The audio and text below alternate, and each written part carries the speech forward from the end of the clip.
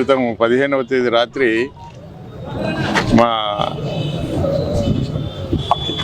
Ward member మరి అదేవిధంగా vice MPP కూడా అంటే వాళ్ళ Mrs vice MPP Abdul Faiz వారి అబ్బాయిది మ్యారేజీ మరి జరుగుతున్న సందర్భంలో మనగానిపల్లిలో ఈ యొక్క బీసీ జనార్దన్ రెడ్డి కూడా ఒక 100 మీటర్ల దూరంలో వాళ్ళ ఇల్లు కూడా ఉంది.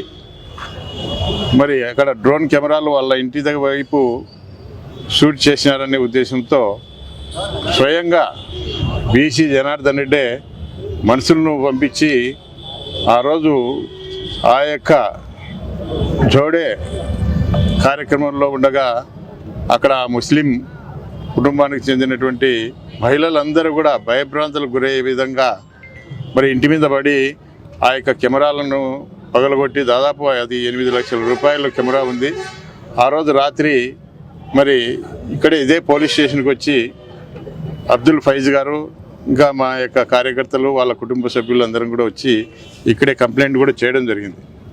ఈ విధంగా మాకు అన్యాయం జరిగింది. ఈ విధంగా మరి విలువైనటువంటి కెమెరాలన్నీ కూడా ధ్వంసం చేయడం జరిగింది. దీని మీద ఆ బీసీ జనార్దన్ రెడ్డి అనుచరులు ఎవరైతే మా ఇంటి మీద దాడి చేసినారో వాళ్ళ మీద చర్యలు తీసుకోమని చెప్పి కంప్లైంట్ కూడా ఇవ్వడం జరిగింది.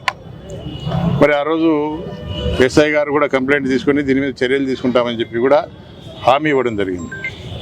మరి ఈరోజు అబ్దుల్ ఫైజ్ గారు అంటే బాధితుడు, ఆయన ఒక బాధితుడు స్టేషన్కు వచ్చి మేము కంప్లైంట్ ఇచ్చి అయ్యా మాకు న్యాయం చేయమని చెప్పి అడిగితే తిరిగి అబ్దుల్ ఫైజ్ మీదనే ఈ యొక్క ఎస్సీ ఎస్టీ అట్రాసిటీ కేసు అదేవిధంగా 307 అటెంప్ట్ టు మర్డర్ కేసు బనాయించి ఈరోజు రిమాండ్కు పంపించడం జరుగుతూ ఉంది.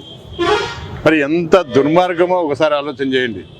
ఒక బీసీ జనార్దన్ రెడ్డి ఒక మంత్రి హోదాలో ఉండి ఈరోజు కనీసం వాళ్ళ పెళ్ళి అనేది కూడా కనీసము ఈరోజు ఆ యొక్క పెళ్లి కూతురు ఆ అమ్మాయికి సంబంధించి వాళ్ళ తండ్రి గారు కూడా టీడీపీలోనే ఇప్పటి వరకు కూడా పనిచేస్తూ ఉన్నారు. కనీసం అదేనా కూడా ఆ విషయం కూడా దృష్టిలో ఉంచుకోకుండా ఈరోజు ఆ కుటుంబం మీద కచ్చగట్టి ఎస్సీ ఎస్టీ కేసు 307 కేసు పెట్టడం అనేది ఎంత దుర్మార్గమైన చర్య ఆలోచించండి. కాబట్టి ఏదేమైనప్పటికీ కూడా నేను ఒకటే చంద్రబాబు నాయుడు గారికి విజ్ఞప్తి చేస్తామన్నాను, ఈయన మంత్రికి అర్హుడు కాదు. ఎందుకంటే ఈయన మళ్ళీ క్రమశిక్షణ సంఘం దాంట్లో కూడా సభ్యునిగా ఉన్నాడు. మరి ఇటువంటి వ్యక్తులను మీరు ప్రోత్సహించి మీ మంత్రివర్గంలో పెట్టుకొని ఇటువంటి ఉన్మాదులను ఏ విధంగా మీరు మంత్రివర్గంలో పెట్టుకుంటారో మీరు సమాధానం చెప్పాలని చెప్పి నేను చంద్రబాబు నాయుడు గారిని కోరుతా ఉన్నా. ఎందుకంటే ఇటువంటి ఉన్మాదుల వల్ల మీ పార్టీకి రాష్ట్ర వ్యాప్తంగా నష్టం జరుగుతుంది.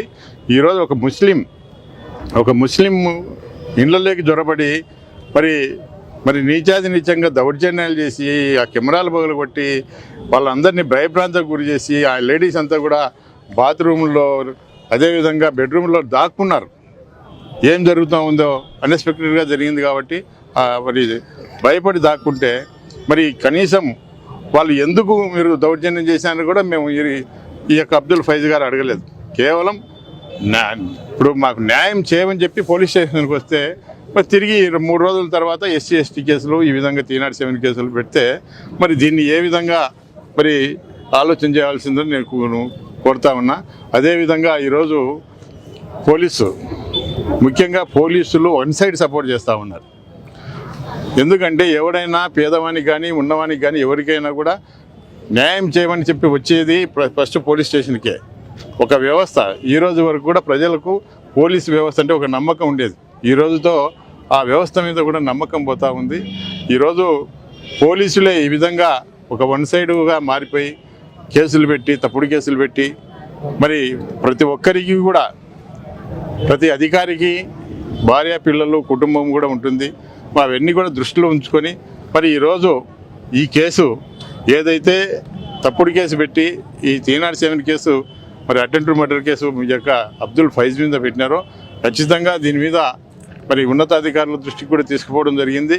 ఉన్నతాధికారులు కూడా మేము ప్రెజర్స్ వస్తూ ఉన్నాయి, గవర్నమెంట్ నుంచి ప్రెజర్ వస్తూ ఉంది, మేము తట్టుకోలేకపోతూ ఉన్నాము, అది తప్పైనప్పటికీ కూడా మీది ఏది తప్పు లేదు మాకు కూడా తెలుసు, అయినప్పటికీ కూడా మేము ప్రెజర్కు మంత్రి గారు బీసీ జనార్దన్ రెడ్డి గారు పై నుంచి అమరావతి నుంచి ప్రెజర్ చేయించి ఈ విధంగా ఎస్సీ ఎస్టీ కేసు 307 కేసు పెట్టాలని చెప్పి ప్రెజర్ చేస్తూ ఉన్నారు. మేమేం చేస్తామని చెప్పి అధికారులు కూడా చేతులు ఎత్తేయడం జరిగింది.